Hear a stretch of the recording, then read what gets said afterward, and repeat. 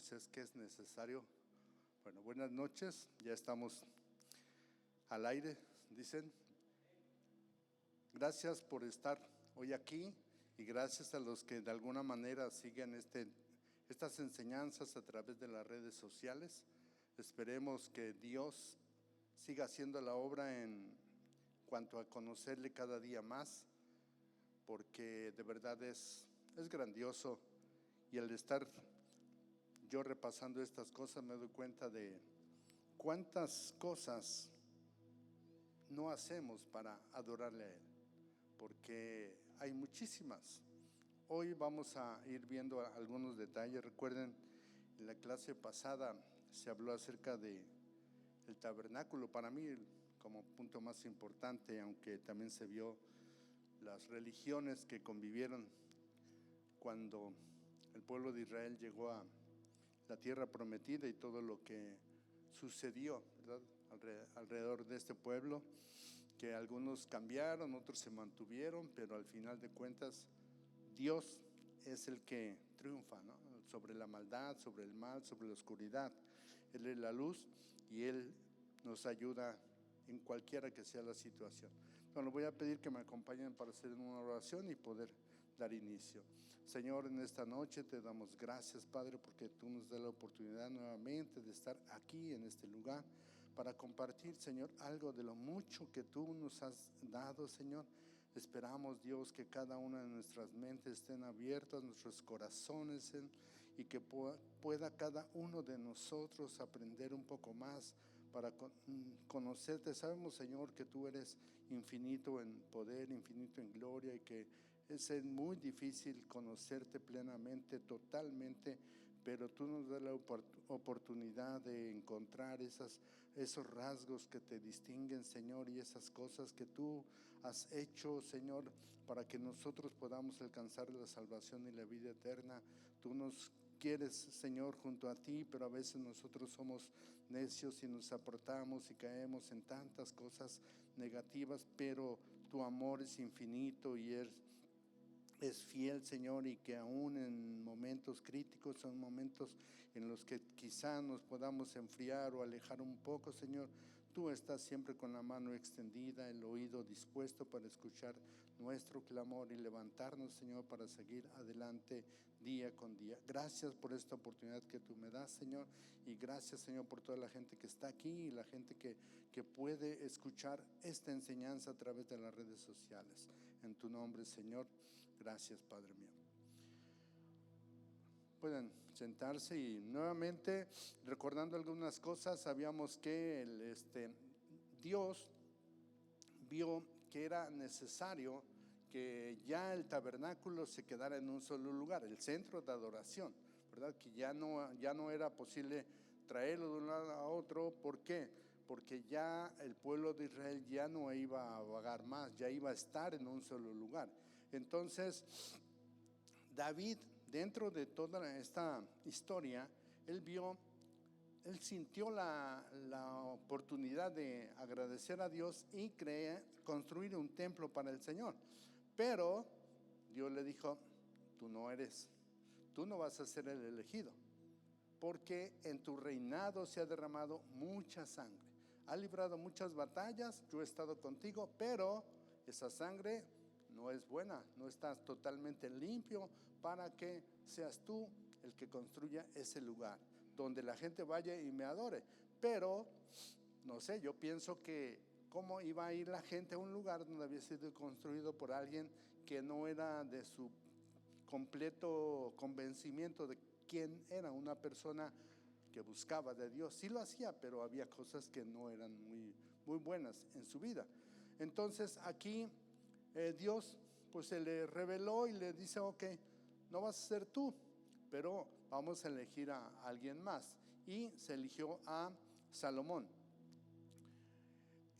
Salomón no dijo que no, al contrario, con gusto aceptó la encomienda. Y aquí nosotros vamos a ver algunos detalles. Primero, él, de ese gusto enorme, envió un mensaje al rey Hiram, rey de Tiro, que era gran amigo de su padre, del rey David, y que le mencionó que él era el elegido por Dios para la construcción de ese templo, pero que requería de ayuda. ¿Y esa ayuda en qué consistía de parte de este rey? De que le proveyera de la madera necesaria para la edificación. ¿Qué tipo de madera quería? Pues era cedro y era ciprés. Hiram, tan gozoso que estuvo de saber que ahora sí se iba a levantar un templo, un lugar de adoración al Señor, entonces dijo: con todo gusto, yo te voy a mandar la madera que tú necesites, toda la que sea necesaria estará allá. Recuerden que en la ocasión pasada decíamos que se hicieron grupos, 30,000 hombres, en grupos de 10,000 que iban por la madera al Líbano y se turnaban. Un mes iban 10,000, al siguiente otro mes iban otros 10,000, al siguiente otros 10,000, de tal manera que no descuidaran sus familias, sus casas. Y de esta manera él accedió y le envió toda la madera que él quiso como pago de ese favor que hizo Salomón. Salomón le envió trigo y le envió aceite para el sustento de su casa durante varios años, porque este trabajo no duró uno, duró varios años el trabajo, y durante todo ese tiempo pues Salomón pagó de alguna manera el servicio de Hiram. Y aquí nosotros podemos ver algo muy interesante, ¿verdad? Que además de haber enviado la madera, él fue directamente y ayudó en la construcción del templo, porque era muy bueno para las obras de bronce. Entonces, y la gente que vivía en su reino también eran buenos para labrar la piedra. Entonces, de esta manera él estuvo ahí. Pero a mí me llamó la atención que el rey David no participó, pero sí aportó. Yo creo que nosotros hemos escuchado en los días de servicio que dicen: ok, tus pasos no pueden ir a determinado lugar, pero tus pesos sí, en este caso tus dólares sí pueden ir. Entonces, de esta manera, el rey David dijo: bueno, pues Dios no me permitió que yo lo construyera, que yo estuviera al frente, y de verdad digo: híjole, cuánta riqueza había en material, había en ese templo, de qué esplendor tuvo, qué belleza tuvo, que algunos datos que yo logré conseguir es de que David juntó las riquezas del pueblo y se hizo como una colecta, donaciones del pueblo, y nada más aportó 100,000 talentos de oro, 1,000,000 de talentos de plata y cantidades enormes de hierro y bronce para la edificación. Y él, de su cuenta personal, del tesoro que él tenía, él nada más aportó 3,000 talentos de oro, 7,000 talentos de plata, 18,000 talentos de bronce y 5,000 talentos de hierro. Imagínense que un talento en la actualidad equivale a 36 kilos. O sea, ¿cuánto material se empleó para poder hacer tal obra? Muchísimo. Entonces, aquí es donde vemos pues la grandeza de Dios en cuanto a que el pueblo quería estar cerca de él de alguna manera. Y yo reflexionaba en esto, y ya lo mencioné en la ocasión anterior: cuánto se necesitaba para poder adorar al Señor.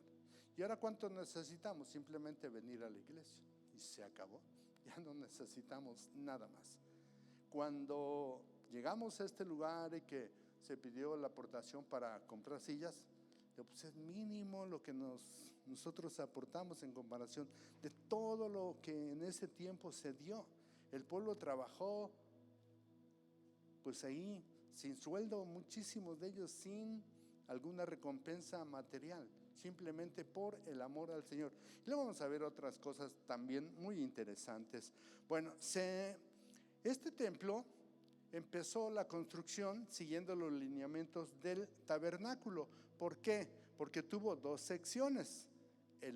Aparte del atrio y de todas las cosas que estaban, recuerden el tabernáculo, que era un lugar cerrado pero en medio había un patio al cual se le llama atrio, y el santuario estaba dividido en dos secciones, que era el lugar santo y el lugar santísimo. Y el lugar santísimo solo podía entrar el sumo sacerdote.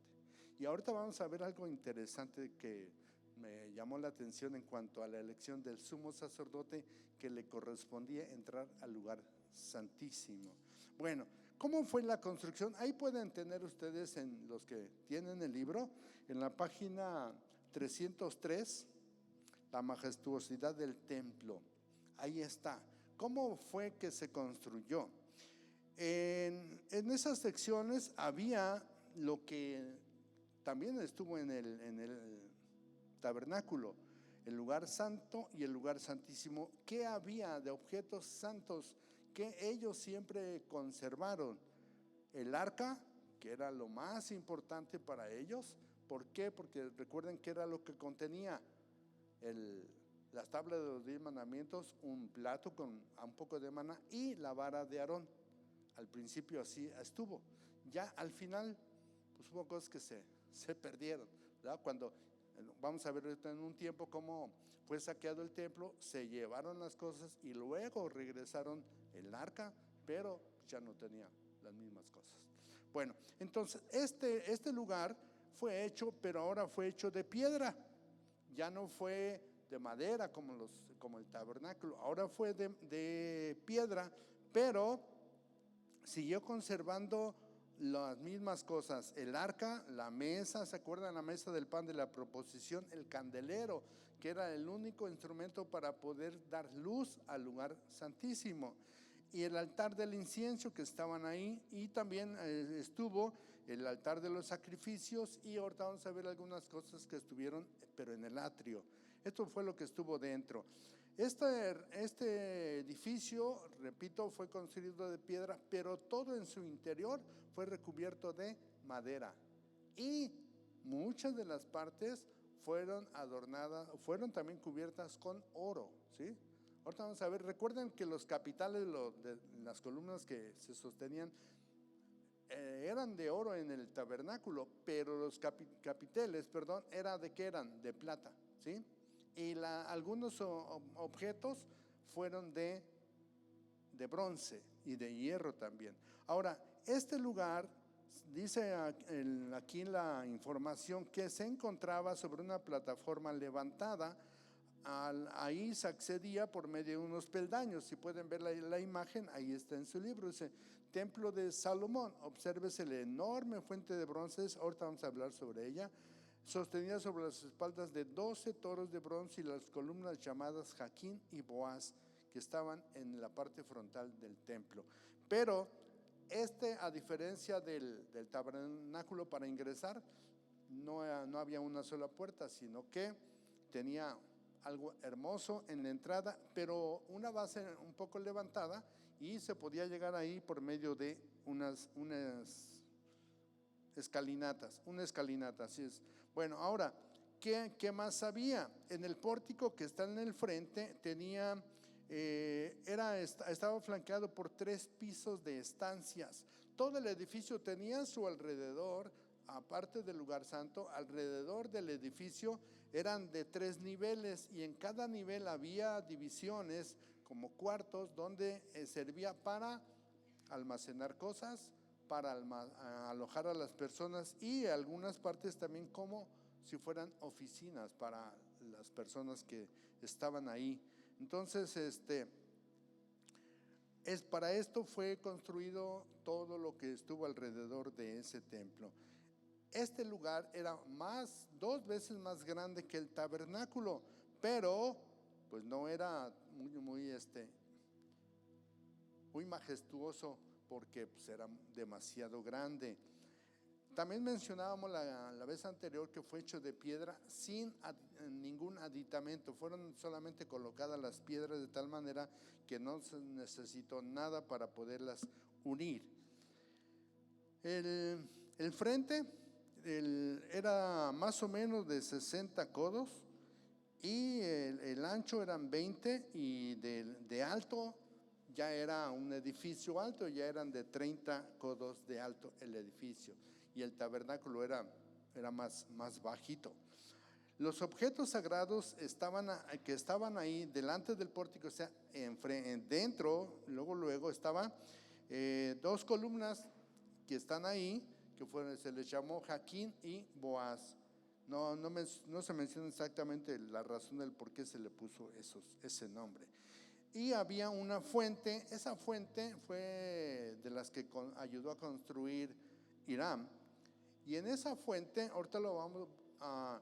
Ahí era para que los sacerdotes se bañaran, se lavaran las manos y inclusive parte de su cuerpo para poder tener acceso al santuario, al lugar ahí.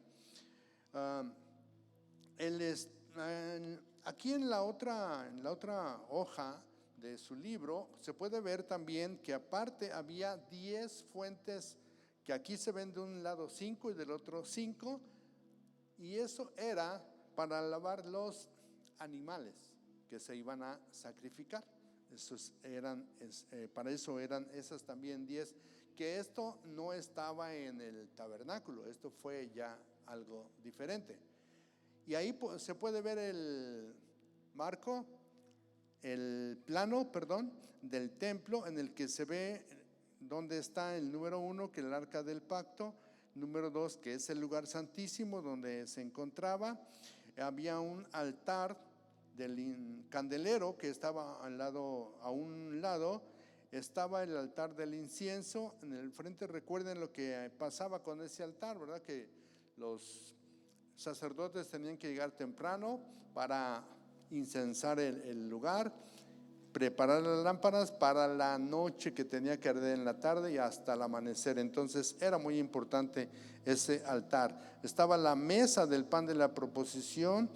Todo estaba ahí estas otras cosas en el lugar santo, y afuera estaban estas columnas, la fuente para el lavamiento y el altar. A este es algo diferente, porque el altar para los sacrificios fue algo diferente al del tabernáculo. Así es de que esto era lo que se tenía en ese lugar.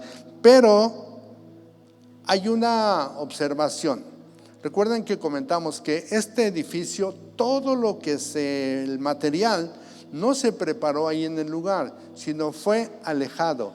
Y en Primera de Reyes 6:7 nos dice que todo este trabajo debería ser lejos del lugar para evitar cualquier ruido, en honor a Dios y al mismo santuario. Entonces todo, la piedra y todo lo que se hizo, todo lo que se usó, fue preparado lejos del lugar, ¿sí?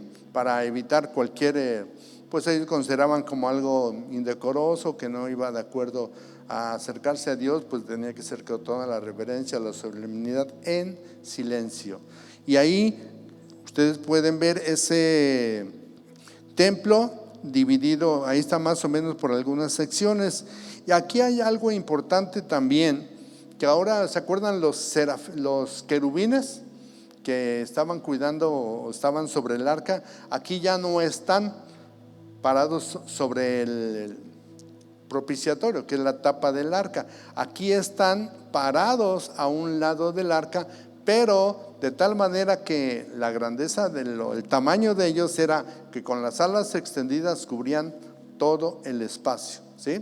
Entonces las alas, uno de cada uno, pegaban entre sí, y el otro extremo pegaba cada uno en la pared de su lado. Y vean los adornos que se pueden ver ahí. Algunos son de madera, pero todos recubiertos de oro, ¿sí? Así es de que ahorita vamos a ver algo más. Ok, entonces, ¿cuándo se construyó? Este templo se construyó en el año 480 después de que salieron de Egipto. Salomón empezó esa construcción y pues se dio a la tarea de hacer algo grandioso en honor a Dios. Y esto realmente es algo majestuoso, porque lo que más quería lograr, ¿se acuerdan que se iban creando lugares, ¿cómo le llamaron? Lugares indebidos para el culto, para los cultos. Entonces lo que se quiso era que se quitaran todos esos lugares pequeños que no eran buenos, porque además ahí no se adoraba a Dios, sino cada rey en diferentes lugares crearon lugares así o templos pequeños, pero para adorar a sus propios dioses, no a Dios. Entonces fue la razón también de que se construyó este lugar.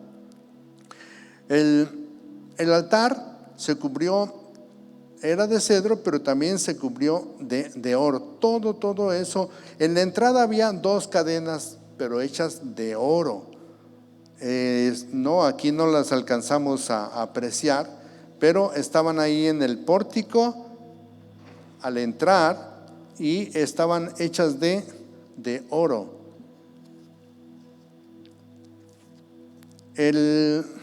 Gente que fue junto con Hiram esculpieron esas figuras que se pueden apreciar ahí. Todo en las paredes hubo. ¿Qué figuras se esculpieron? Querubines, palmeras, botones de flores, y además se hicieron por dentro y fuera del templo también. Y el piso de ese lugar se cubrió de oro, ¿sí? Entonces el piso era de oro. En la entrada se hicieron puertas de madera de olivo. Las columnas fueron hechas de cedro, pero ahí se hicieron unas puertas de madera que se pueden apreciar en esa imagen. Eran de olivo, y eran postes de 5 esquinas. Estaban apoyadas en postes que eran de 5 esquinas, de tal manera que era como en forma pentagonal. Y aquí también se esculpieron las mismas figuras, y todo lo que hubo ahí, si no fue hecho de oro, fue recubierto de oro. Así es de que nosotros podemos darnos una idea acerca de todo lo que la grandeza que hubo en ese lugar. Así nosotros podemos ver que en el atrio habría, a diferencia del tabernáculo, en este lugar había 3 hileras de piedras labradas y una hilera de vigas de cedro como cubierta para la gente cuando estaba ahí. Este templo, decíamos que se construyó empezó la construcción 480 años después de que salieron de Egipto, y fue construido en el lapso de 7 años. Así es de que, bueno, ya cuando ellos tuvieron este lugar, pues entonces podemos imaginarnos nosotros el gusto tan grande que tuvieron. Pero, ¿qué fue lo que sucedió? Debido a tanta riqueza, cuando los de Babilonia, encabezados por el rey Nabucodonosor, llegaron, destruyeron el templo, lo primero que hicieron fue saquearlo, o sea, llevarse todo lo valioso que había ahí, ¿sí? Le quitaron todo y fue destruido. Pero, ¿qué pasó tiempo después? ¿Cuántos años duró en cautiverio el pueblo de Israel en Babilonia? 70 años. ¿Y qué pasa? Cuando muere Nabucodonosor, bueno, viene que el imperio persa derrota a los babilonios, ahora es quien está a cargo, y hay un rey llamado Ciro, ¿verdad? Antes ya había la historia de la reina Esther, que había abogado con el rey para que dejara salir a su pueblo. Y durante este tiempo recuerden que hubo mucha convivencia de gente de Israel con los reyes de esas tierras, de Babilonia primero y después con Ciro. Y ellos se dieron cuenta que la gente del pueblo de Israel era muy sabia, era muy inteligente, pero algo muy importante, que tenían un Dios más poderoso que los que ellos adoraban. Recuerden qué fue lo que pasó con Daniel, ¿sí? Cuando le interpretó los sueños, al final de cuentas el rey reconoció que el Dios de Daniel era mucho más poderoso que los dioses que ellos adoraban.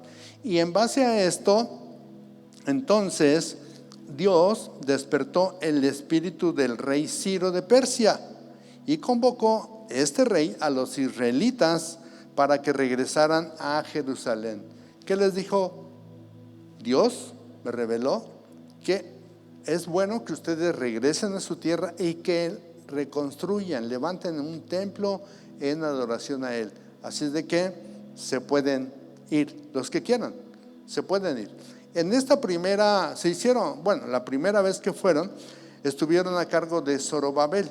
Se fueron para empezar esta reconstrucción de su templo. Se fueron nada más 50,000 personas junto con Zorobabel, pero más tarde seguía habiendo personas pues del pueblo de Israel ahí en Babilonia, y el rey habló con Esdras y le dijo: ¿sabes qué? Yo reconozco tu sabiduría, tu gran amor hacia tu Dios, y veo que sabes mucho de Él, pero por sobre todas las cosas lo adoras.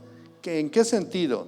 Que cumples con los mandamientos o las reglas de Él, y además tú nos haces ver qué grandioso es tu Dios. Y entonces el rey también reconoció que Esdras era un sacerdote y que estaba en comunión con Dios, y le permitió también que los que más se quisieran ir con él también se fueran, y entonces se fue otro grupo hacia allá.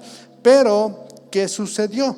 Ahí en su libro está en la página 306, que dice representación moderna de una menorá o candelero de 7 brazos en Jerusalén, que es uno de los objetos que siempre se buscó que estuviera ahí presente. Así de que nosotros podemos ver entonces, se inició la reconstrucción, pero hubo mucha oposición de la misma gente que seguía ahí, o de los que estaban habitando durante ese tiempo Jerusalén. Entonces pues estaban indecisos. Empezaron, pero vino el desánimo. Pero gracias a el profeta Ageo y Zacarías, gracias a ellos dos, los reanimaron. Dijeron: no es posible que dejemos inconcluso dónde nos vamos a reunir, dónde vamos a estar para adorar a nuestro Dios. De esta manera entonces ellos siguieron adelante con la idea de reconstruir ese templo, hasta que lo lograron. Lamentablemente este lugar pues ya no tuvo la grandeza del otro, porque no había los recursos suficientes, y entonces sí lo hicieron, pero pues ahora sí vamos a decirlo ahí, pues de acuerdo a los recursos que ellos pudieron obtener. Pero lo importante era tener un lugar donde adorar a su Dios. Y algo muy importante que está escrito en Esdras: cuando la gente vio que era posible la reconstrucción, y cuando estaban ya terminando el templo, y cuando lo terminaron, nos dice en Esdras 3, 12 y 13, que muchos de los ancianos, de los levitas y de los jefes de casa paterna, ancianos que habían estado en la casa primera, viendo echar los cimientos de esta casa, lloraban en voz alta, mientras otros muchos daban grandes gritos de alegría.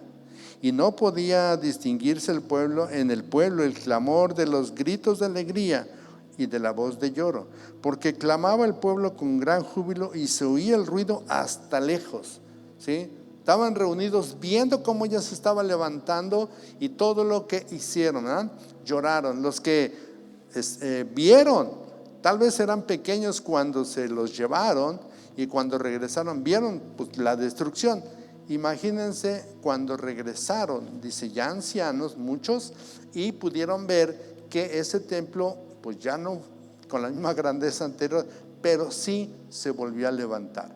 Entonces de esta manera pues podemos ver cómo pues no tuvo la grandeza que hizo el rey Salomón, pero pues tuvo cosas muy semejantes, principalmente las mismas secciones, los mismos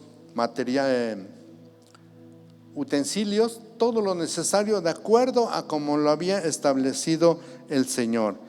Y aunque fue hecho de esta manera modestamente, pero sí duró casi 500 años de pie, hasta que pues sabemos que llegó el Imperio Romano.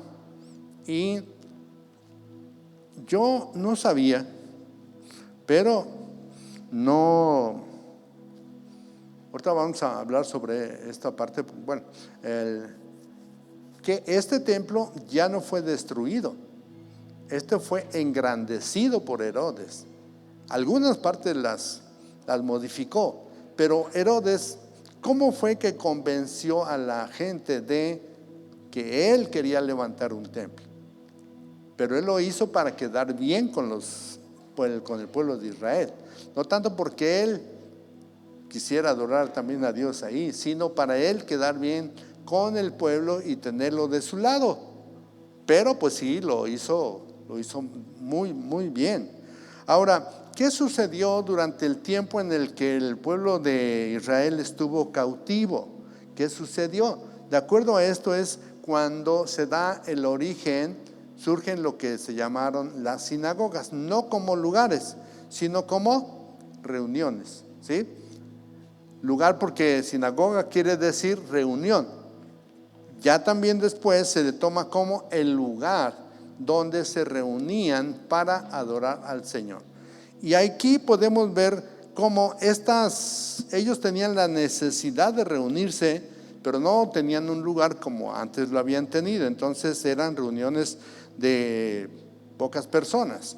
Se dice que donde había por lo menos en un pueblo, una ciudad, donde hubiera por lo menos 10 familias, donde el varón de la casa estuviera de acuerdo, ayudaban a construir un lugar. Claro, pues eran pequeños, ¿verdad? Pero ahí se reunían. Entonces, de esta manera se empezó con ese tipo de reuniones hasta los tiempos de Jesús, pues todavía estuvieron en boga. Y principalmente ellos se podían reunir los sábados después de trabajar durante la semana. El sábado lo tomaban para ir a adorar al Señor y también como un motivo para reunirse y conocerse y tener amistad con la gente. Y yo reflexionaba en esto. ¿A qué nos ha invitado el pastor aquí en la congregación? A que haya por lo menos una vez al mes un domingo social, ¿verdad? Con la idea de entablar amistad con muchos entre nosotros, ¿verdad? Así es de que esto ya fue hace mucho tiempo que se llegó a tener la idea de reunirse, y a estos lugares ya después fue el que se le llamó sinagogas. Fueron construidas en el centro de las ciudades, aunque fueran pequeñas, pero principalmente en partes elevadas, altas, para que la gente las ubicara más fácilmente. Si no había algún lugar así, entonces el edificio lo hacían un poco elevado y lo adornaban con una cúpula, no para adorno, sino simplemente como parte extra para que fuera también posible su localización más rápido. No fue como adorno al principio.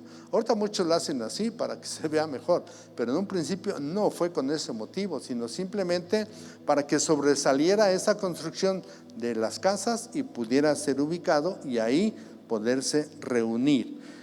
No había sacerdotes, no había objetos o cosas sagradas para poderse reunir y adorar. Pero entonces, ¿para qué servía ese lugar? ¿Sí? Este lugar era como un rectángulo nada más. Generalmente eran me imagino yo, la mayoría son asientos de piedra alrededor, y en el centro estaba una parte un poquito alta donde se ubicaba el sacerdote, y además estaba lejos, no estaba junto con la congregación, estaba separado de la congregación. Y ahí en la oración, como hace rato aquí, participaban todos los que querían, ¿sí?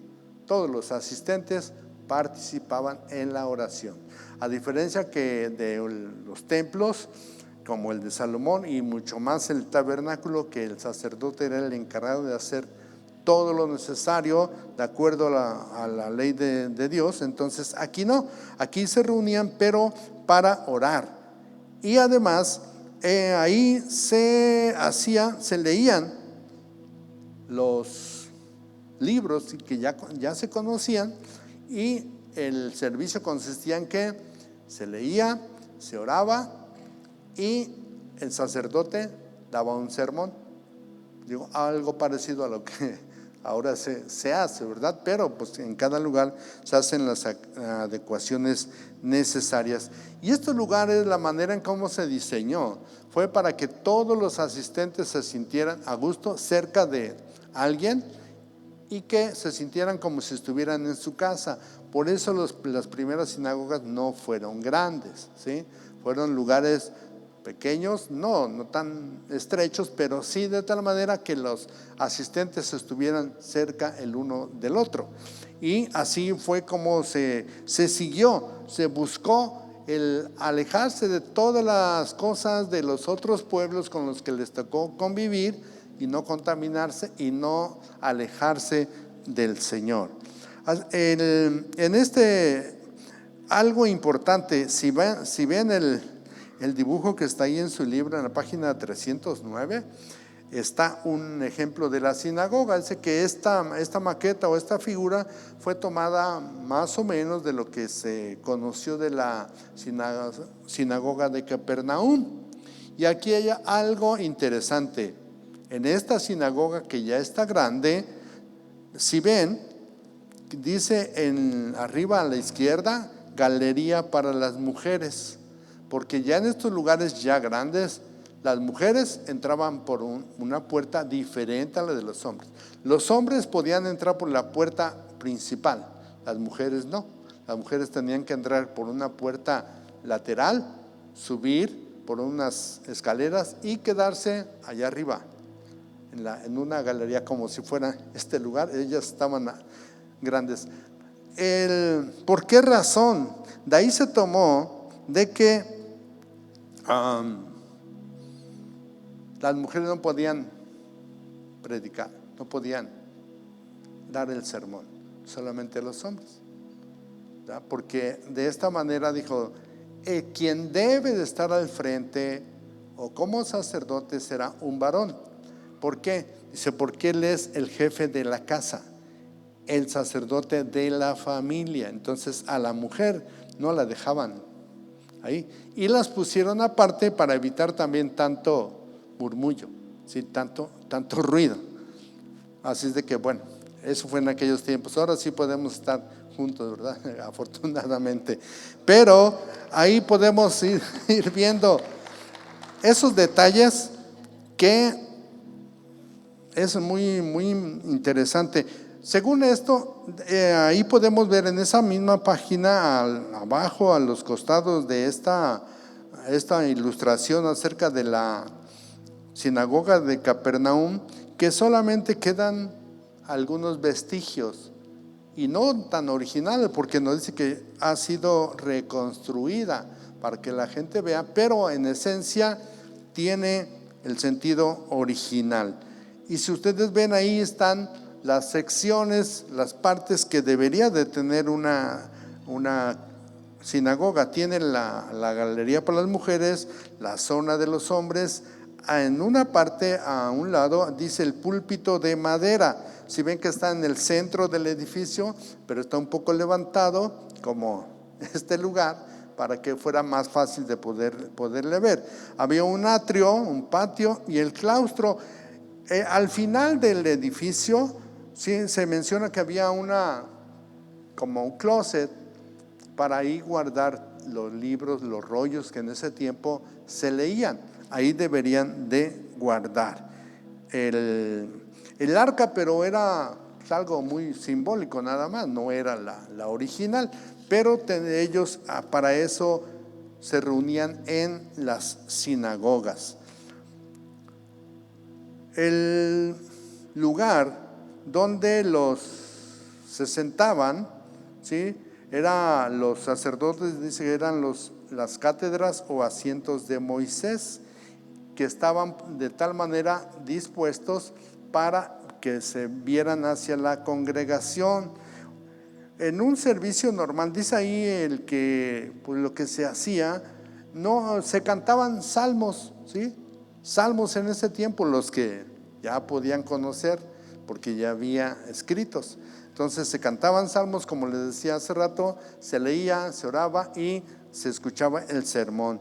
En Lucas 4:16 nos dice: seguía un tiempo de preguntas. Cuando terminaba todo este tiempo de lectura, de canto y de predicación, había un tiempo de preguntas y discusión. Vino a Nazaret, aquí es donde se dice que Jesús estuvo presente, entró en la sinagoga conforme a la costumbre y se levantó a leer. Yo estaba reflexionando, ¿a los cuántos años se perdió de la ida que fueron sus papás a Jerusalén? ¿A los cuántos años se perdió y estuvo ahí unos días? ¿A los qué? A los 12. ¿Y cómo fue que ese tiempo, si no había la instrucción actual, cómo fue el que él sabía leer? ¿Sí? Y todo lo que conocía, cuando él estuvo hablando con los sacerdotes, ¿cómo se quedaron ellos? Impresionados de la sabiduría que tenía ya a esa edad. Y él estaba ahí. Ahora, aquí nosotros podemos ver otra cita bíblica en cuanto a quienes decidían. Yo creo que ahora aquí la organización de la iglesia en cuestión de la administración y del servicio, ¿quiénes son los que se reúnen con el pastor? En ese tiempo, ¿quiénes se reunían con el sacerdote? Eran los ancianos. Ahora no, ahora son, bueno, aquí se les llama líderes, en otros lugares se llaman diáconos.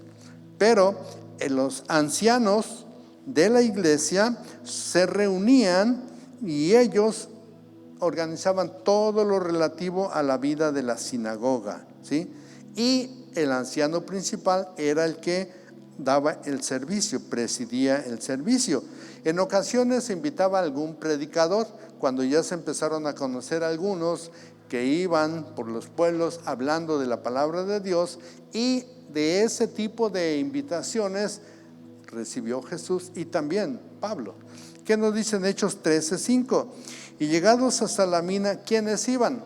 Bernabé y Pablo anunciaban la palabra de Dios en las sinagogas de los judíos y tenían a Juan como ayudante. O sea, iba ahí. Y también en Hechos 14:1, ¿qué nos dice la palabra de Dios? Aconteció en Iconio que entraron juntos, también Bernabé y Pablo, en la sinagoga de los judíos y hablaron de tal manera que creyó una gran multitud de judíos y asimismo de griegos. ¿Quiénes eran los griegos? Es a los que Pablo les llama gentiles, ¿verdad? Ya empezó a haber gente, no solamente judíos, y además aquí ya va cambiando un poquito, porque a la hora de ver la palabra de Dios, entonces dice, los judíos se convirtieron. ¿A qué se convirtieron? Al cristianismo, ¿sí? Entonces de esta manera podemos ver nosotros cómo las sinagogas reemplazaron a los lugares ilícitos, ¿verdad?, de los cultos. Recuerden que en la clase anterior dijimos que en unos reyes se hicieron hasta un becerro de oro también, que les decía a la gente, pues quieres reunirte aquí, vente aquí, porque aquí puedes adorar a un Dios, no a su Dios, sino a un Dios. Y según ellos lo que querían evitar que la gente caminara mucha distancia para llegar a Jerusalén, y les proponían el que había ahí ese lugar. Si vemos en su libro, más adelante, ahí está una imagen de lo que fue el templo de Herodes. Pero este templo es el que sí destruyeron los romanos. A pesar de que Herodes era romano, lo destruyeron totalmente, y de este solo quedó el muro de los lamentos, que es el que se conserva actual. Ahí pueden ver algo de su construcción, y también tiene cosas interesantes esta construcción, porque el motivo principal, decíamos, que lo empezó a construir para ganarse el favor de los judíos. Se construyó en base al templo que se había reconstruido, y este templo, claro, fue mucho más alto. Les decía que hubo algunas modificaciones. fue mucho más alto que el que se reconstruyó y mucho más grande. Ahorita vamos a ver algunas cosas que, bueno, a mí me llamaron la atención. El atrio, si pueden ver ahí en la imagen, en la página 312, qué grande fue en cuestión de extensión de terreno. Se dice que medía algo así como 70,000 metros alrededor, ¿sí? Entonces era muy grande en comparación con los otros lugares donde se empezó a adorar al Señor. Este atrio se extendió hacia el sur. Repito que eran modificaciones que le hicieron al templo anterior. ¿Para qué? Para que se incluyera el emplazamiento de los antiguos edificios. Se levantaron esto, pero de tal manera que abarcara, estuviera dentro las demás construcciones que se habían hecho anteriormente. Los atrios fueron pavimentados con mármol. Vean la imagen, imagínense cuánto material también utilizaron. Qué grande estaba el atrio, que es el que está adentro de las murallas, no el que está afuera. Ahorita vamos a ver lo que hay ahí, estos atrios. Pero el atrio principal fue cubierto de mármol, y las partes del edificio también por dentro fueron recubiertas con oro. Esto sí, también a semejanza del anterior. Este templo reflejaba el desarrollo de las divisiones en la fe. ¿Por qué? ¿Por qué divisiones? Porque en este templo había 3 atrios: el atrio para las mujeres, el atrio para los hombres y el atrio para los sacerdotes. Había un lugar especial para ellos. ¿Y por qué lo hicieron así? Porque las mujeres no se podían mezclar con los hombres ahí, ni los hombres con las mujeres, inclusive no se podían ni ver.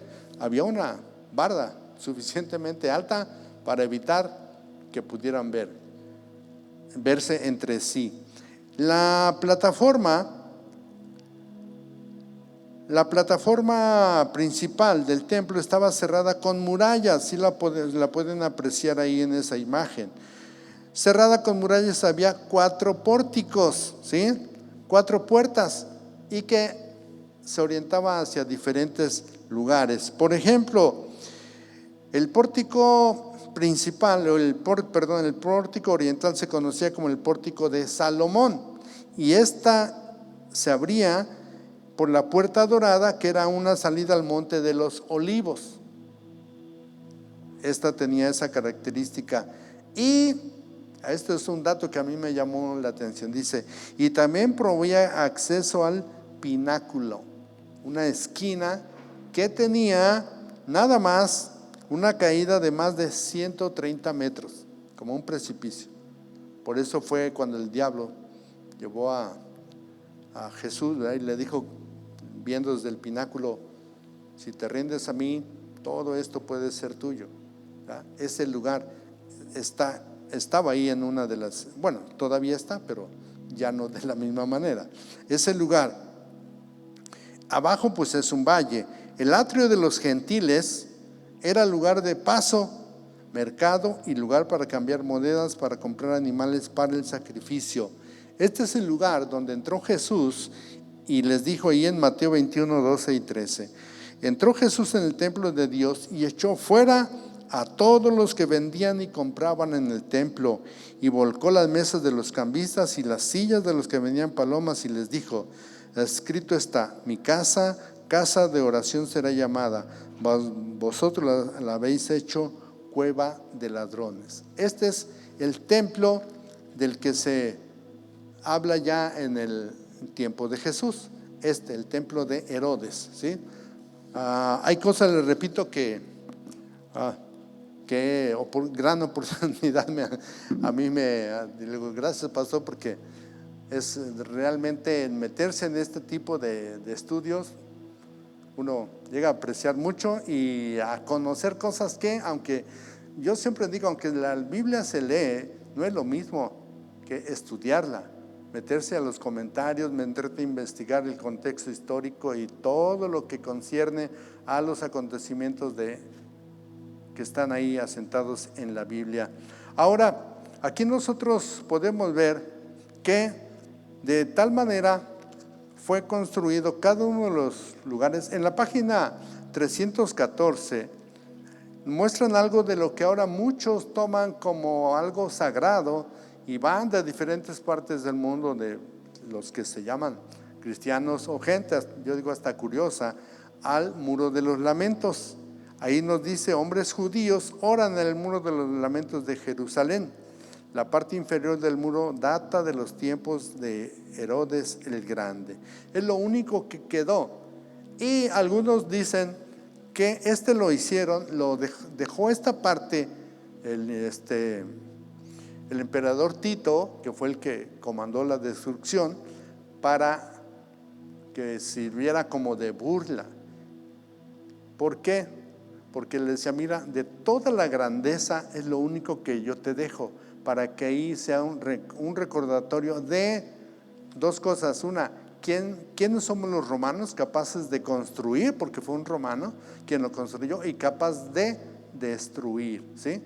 Y por eso se le llama el Muro de los Lamentos, porque ahí se lamentan de todo lo que aconteció ahí. Estaba viendo un documental que en la actualidad pueden entrar a lo que queda de estos espacios, y algo que me llamó mucho la atención es de que entran, bueno, ahora sí pueden entrar hombres y mujeres y pueden ver los atrios que había y la manera como estaban divididos y todo lo que se hacía. Por eso dice que se empezó a dividir la fe, porque no podían estar juntos. Para entrar ya allá adentro podían hacerlo, pero para entrar cada uno tenía su propio espacio. Y les repito que me llamó la atención por una razón importante. Van caminando y les van explicando a la gente, inclusive hay libros a la entrada que van explicando lo que hay ahí, las construcciones, cuáles son, cómo fueron construidas, y ahora pues ya lo que se conserva. Y al final le dijo algo muy importante: la mujer no puede entrar con falda corta, no puede entrar con blusas que dejen ver parte de su cuerpo, tienen que ser muy recatadas en su forma de vestir.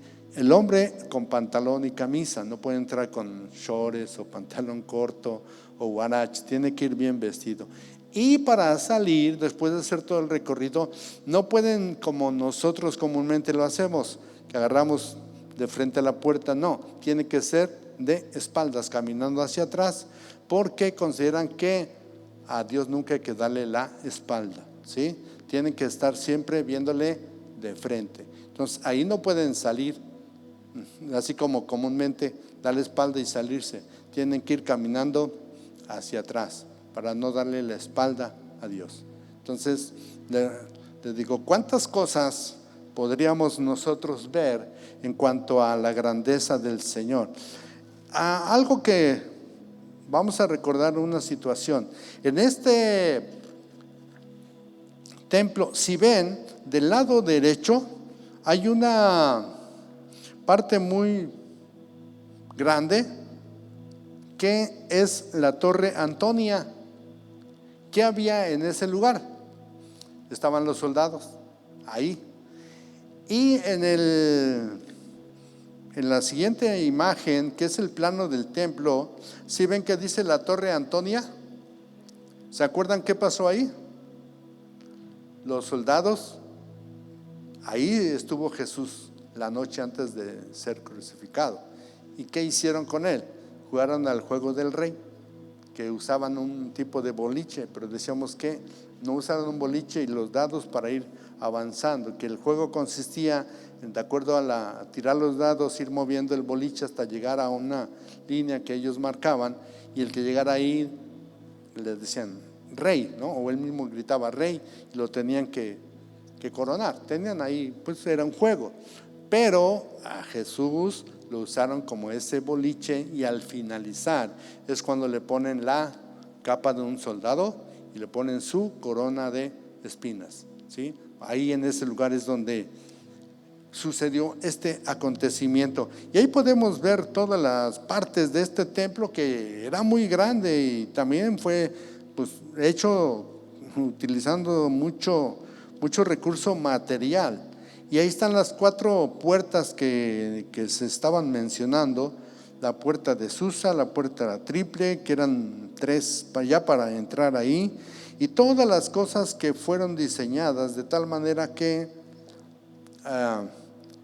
pues sí sirviera para adoración, pero además Herodes, dentro de todo este terreno, él se hizo su palacio para él vivir personalmente, ¿no? Y estaba resguardado. Según el acceso para llegar a este templo era por un viaducto que cruzaba la ciudad, y por ahí era el acceso, no había otro para la gente, por ahí tenían que ir, porque pues todo estaba bien vigilado, si querían adorar a su Dios, pero con las reglas de ellos, y pues lo tenían, era el lugar por donde ellos podían ingresar. Y está el estanque de Israel, ahí también, que solo servía pues como almacenamiento de agua para su servicio, pero nosotros podemos ver ahí la manera en cómo es todo esto. Hay una cosa que a mí me llama la atención. Si ven que en el plano dice atrio de los gentiles, ¿dónde está? Hasta la orilla, hasta la parte de afuera. Ahí no podían estar más adelante ellos. Atrio de Israel, pero se dividía hombres y mujeres. Y en el atrio de los gentiles es donde se podía inclusive ir y estar un rato, estar orando, estar leyendo, estar compartiendo, pero más que nada cuando Jesús llegó fue lo que estaban haciendo. Recuerden que era ahorita vamos a ver las fiestas para la Pascua, y lo que hacían era el sacrificio para expiar sus pecados, y entonces en ese lugar estaban vendiendo animales para ese motivo. Pero ¿por qué Jesús los sacó? Porque lo agarraron, como dice, parece mercado, ¿verdad? Aquí es casa de oración, no de mercado. Y además la mayoría de los animales no cubrían las características para los sacrificios, ¿sí?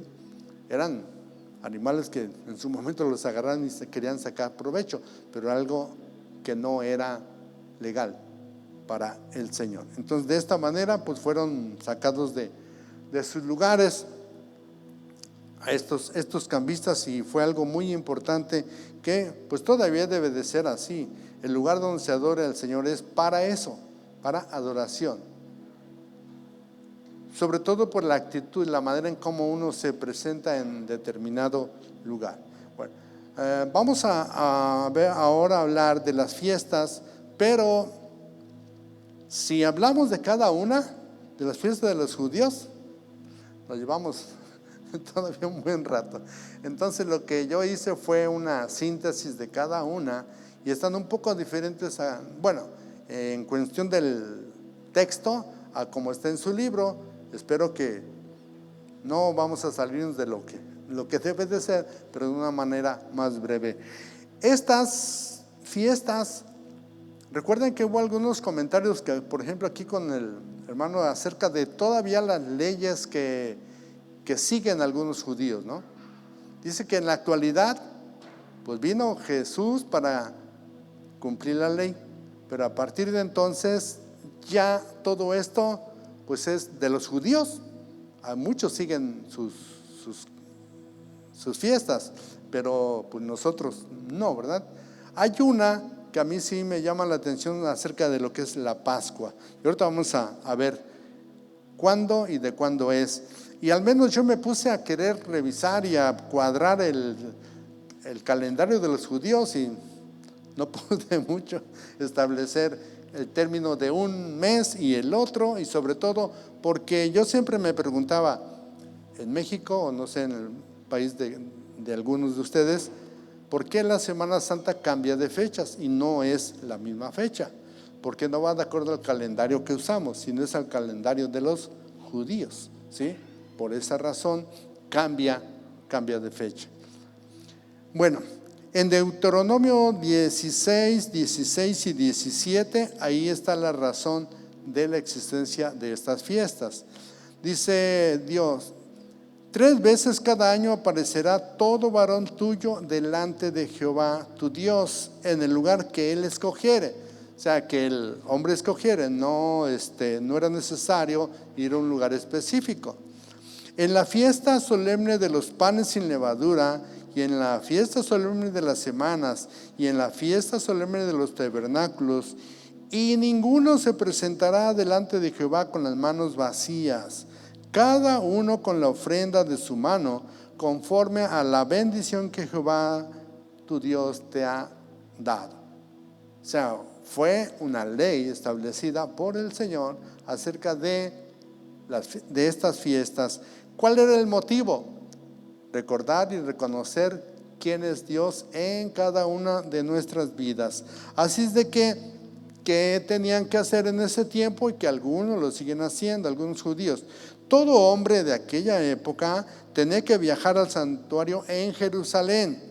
En estas fiestas se exhortaba a que cada participante diera lo que pudiera en proporción a lo que Dios le había dado. Para mí, de ahí surge esto de que a veces, la verdad, se me mueve el corazón a la hora cuando, por cualquier razón, a la hora de dar las ofrendas, en mí viene y ahora no he trabajado, pero voy a dar algo. O cuando trabajo, híjole, en México un día me dieron una compensación de trabajo muy buena, grande. Y una persona que trabajaba ahí me preguntó, oiga, ¿y usted de ese dinero va a dar el diezmo? Esa persona no era cristiana. Le digo, sí. ¿Por qué? Es que es mucho dinero el que va a dar.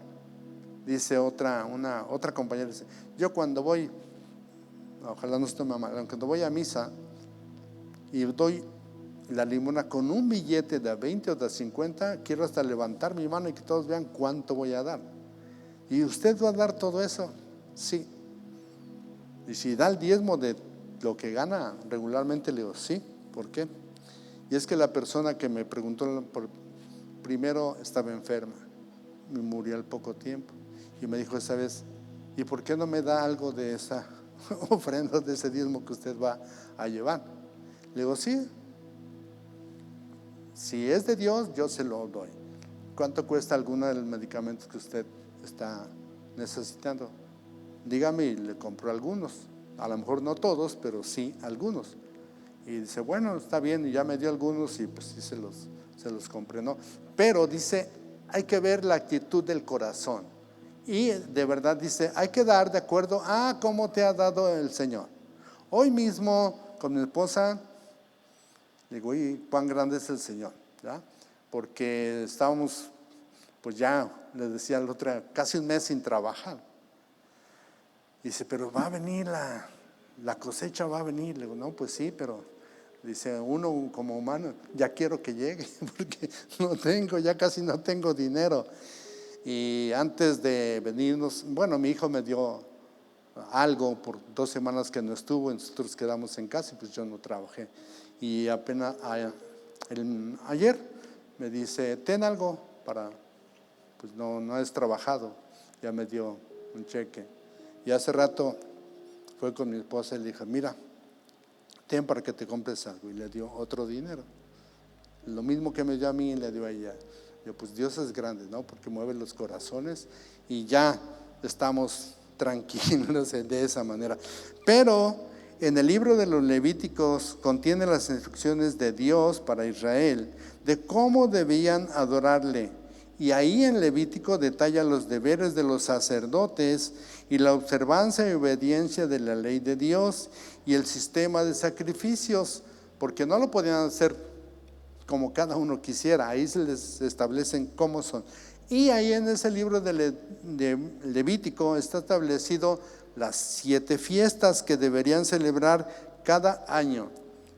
Cada fiesta es significativa en cuanto a la provisión de Dios para su pueblo y en cuanto a la prefiguración del Mesías venidero. De acuerdo a esto, algunos estudiosos dicen que las primeras 3 fiestas, que son durante la época de la primavera, de alguna manera antes de que viniera Jesús, era ya como avisando que algo grandioso iba a venir y que de ahí ya no iban a necesitar hacer nada para merecer estar con el Señor. Y algunos dice entonces, su obra estaban con la prefiguración del Mesías venidero y su obra de redención de personas de cada tribu, lengua y nación, como ahora lo podemos tener, y no tenemos que hacer las fiestas nosotros, pero es gracias a Jesucristo, ¿verdad? Y que Él vino y con su sangre nos lavó de pecados y ahora podemos entrar tranquilamente, ¿no?, al lugar santísimo, allá con el Señor. Bueno, ahora, para los cristianos actuales, ya no hay obligación de observar todas estas fiestas que estaban establecidas en el Antiguo Testamento, pero hay que entender su significado e importancia, ¿sí? Estas fiestas empezaban en la primavera y son la Pascua, los panes sin levadura y las primicias, la fiesta de la semana, la fiesta de las trompetas, día de la expiación y la fiesta de los tabernáculos. En su libro maneja otras 2 fiestas, pero dice que estas se agregaron porque los judíos reconocieron cosas que Dios les había permitido y lograron la victoria, cosas importantes en otras ocasiones, en otros acontecimientos. Y aquí nosotros podemos ver cuáles son. Estas fiestas estaban relacionadas, las primeras con las cosechas de primavera y las segundas con el otoño allá en Israel, y habla de las etapas de las estaciones agrícolas. Su objetivo era recordar la protección y provisión continuas de Dios, aún más importante es de que presagiaban la obra redentora de Cristo, sabiendo que Jesucristo no nos abandona, al contrario, ¿qué hizo Dios? Lo envió, ¿verdad?, para suplir todas nuestras necesidades. Hay algo que yo siempre he dicho, ¿qué es lo que los judíos necesitaban cumplir con todo esto? Ahora, ¿qué necesitamos hacer nosotros?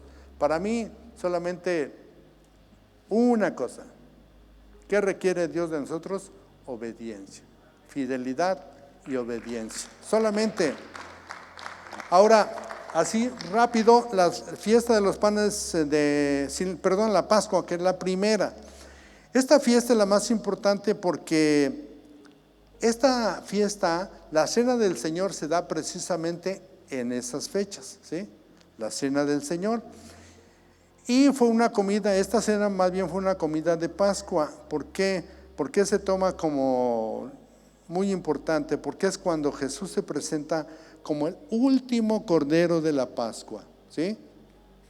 Los que estuvieron con Él no lo sabían. Sabían que era la Pascua y todo, pero no sabían lo que iba a suceder. Jesús sí ya lo sabía. Y por eso dice, se presenta ahí como el último cordero de la Pascua. En la fiesta, recuerden también que la Pascua se hizo recordando el momento en que ellos fueron liberados de Egipto, ¿verdad? Salieron de Egipto. La fiesta de los panes sin levadura se celebraba inmediatamente después de la Pascua. ¿Por qué?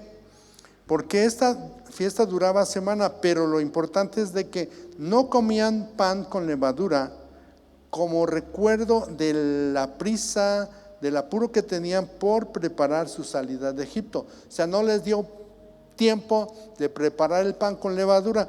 ¿Qué le sucede al pan cuando le ponen la levadura? Bueno, yo lo vi con uno de mis hijos que antes hacía pan. Tenía que dejarla, ¿sí? Que creciera la masa, dice él, que creciera. Ahora, comentaba con mi esposa, ¿por qué para nosotros será importante comer pan sin levadura? Alegóricamente. O sea, dice, no contaminarnos de los vicios y de lo malo de la sociedad. ¿Por qué? Porque una cosita por pequeña que uno acepte, que entre, poco a poco va creciendo y nos va contaminando, ¿sí? Entonces, ellos en ese tiempo no fue por esa razón, no les dio tiempo. Entonces, durante la semana siguiente a la Pascua, ¿qué hacen? Comen el pan sin levadura. Ahí tienen una imagen de un pan, ¿cómo está? Parece una tostada, ¿verdad? Pero pues es porque no tiene levadura, por eso no está ahí suavecito e igual que con los demás. Bueno, hay otra fiesta que es la fiesta de las primicias. Se celebraba al principio de la cosecha y significaba la gratitud de Israel y su dependencia de Dios. Un israelita debería llevar un manojo del grano que cosechara y el sacerdote entonces lo mecería ante Dios, le haría ciertos movimientos como ofrenda, como rendición a Dios. No sé si algunos aquí hagan eso, cumplan lo que son las primicias, ¿verdad? Y hace tiempo a nosotros nos enseñaron una cosa muy grande. Dice, ¿por qué las primicias? Como aquí lo dice, es para mostrar la confianza que tenemos en el Señor, en que durante todo el año va a estar bien, ¿sí? Va a haber el dinero, los recursos suficientes. Hay otra fiesta que es la fiesta de las semanas, que es a lo que se le llama Pentecostés.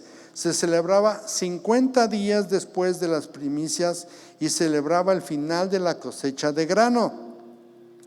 Pentecostés en griego significa quincuagésimo. Si hacemos la cuenta de 7 por 7 son 49, ¿no? Que es los 50 días, ¿no? Le agrega uno y por eso ahí él dice el quincuagésimo. Y su objetivo principal era mostrar la gratitud por la cosecha, ¿sí? Para mí esto es ahora, pues, esto de las primicias también nos lo practicábamos nosotros antes de llegar aquí.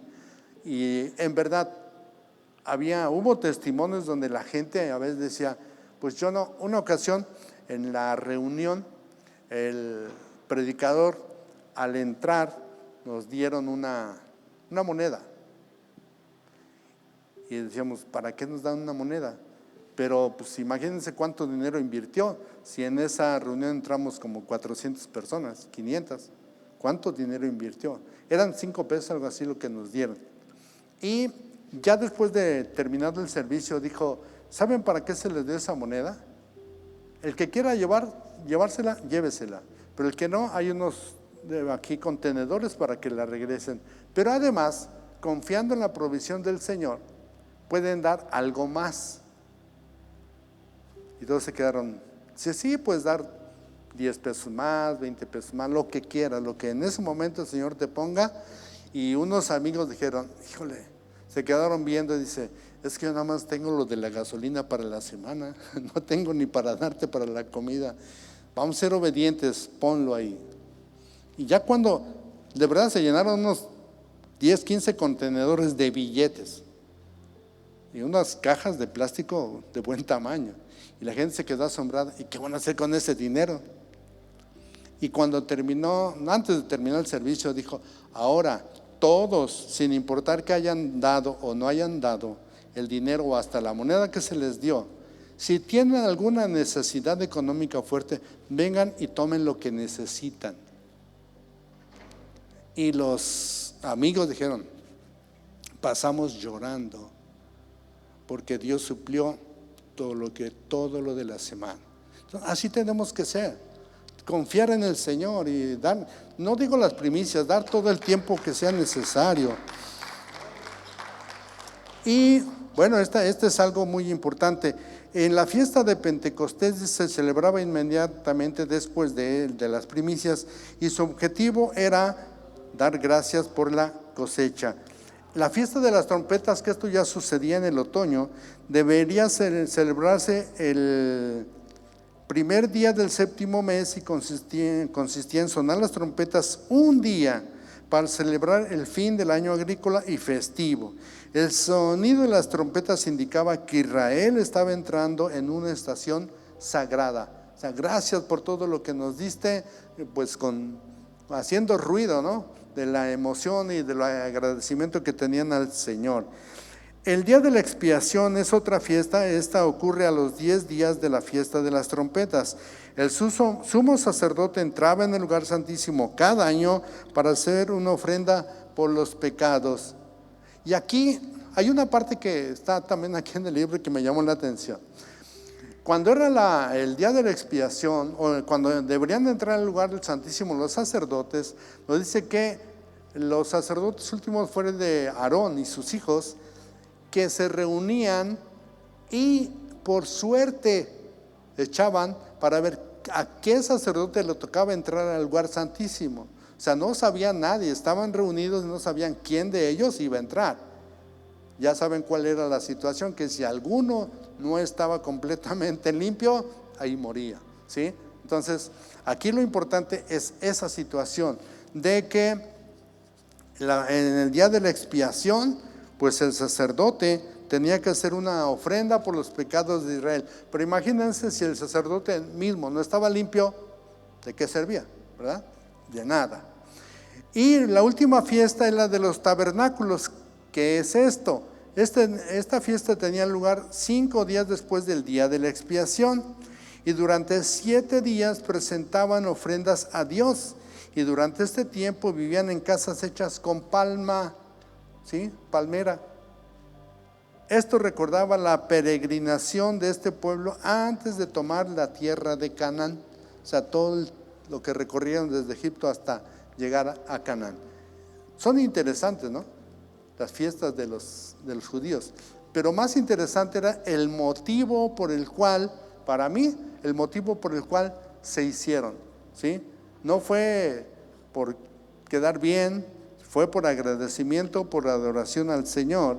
Y hay algunos detallitos más, los que tienen el libro pues lo pueden leer ahí acerca de las otros detalles que se mencionan acerca de estas fiestas, quiénes las hacían, qué más había.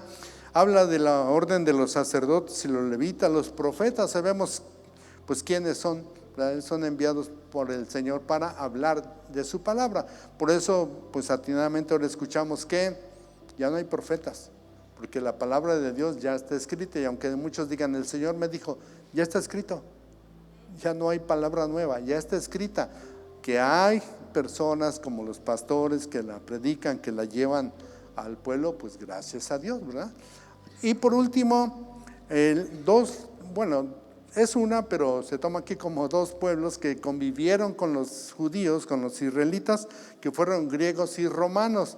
Pero se menciona que algunos sí tomaron cosas de ellos, pero la mayoría no. Solamente hubo un grupo que se hizo un poquito hacia los griegos, ¿verdad? Los helenísticos, pero en su mayoría pues se mantuvieron al margen. Podemos ver, ¿se acuerdan de los Juegos Olímpicos creados por los griegos? Pero estaban dedicados a un dios, a Zeus, ¿verdad?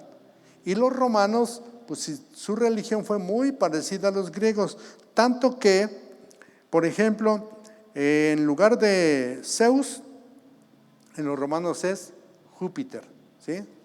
En Poseidón, que es de los griegos, es Neptuno, en los romanos. Hermes, que es en los griegos, en los romanos es Mercurio. Y ahí así hay equivalencias de dioses de los griegos con los romanos, porque también convivieron mucho. Algo histórico es de que los griegos también dominaron muchísimas tierras, pero esos lugares después los dominaron los romanos. Vencieron al griego, los dominaron, y muchas de las cosas de los griegos ahí se acabaron, pero no totalmente, porque los romanos copiaron y perfeccionaron muchas más cosas de las que iniciaron los griegos. Así que, bueno, pues con esta última plática terminamos lo que es este libro acerca, de verdad muy interesante. Le digo a mi esposa, cuando tengamos tiempo hay que terminar de leer las clases que no venimos, porque hay algunas que de verdad no leímos completamente o tranquilamente para poder seguir aprendiendo. ¿Qué les pareció no esta clase, sino todo lo que hemos visto durante este tiempo? ¿Sí nos ayudó? ¿Sí? A mí mucho más. Y de verdad que es muy placentero, aunque hay que tomar el compromiso como es. Yo les decía, 2 semanas que no trabajé en lo que era mi trabajo, pero me ayudó para estar más adentrado en lo que es la palabra de Dios. Gracias, pastor.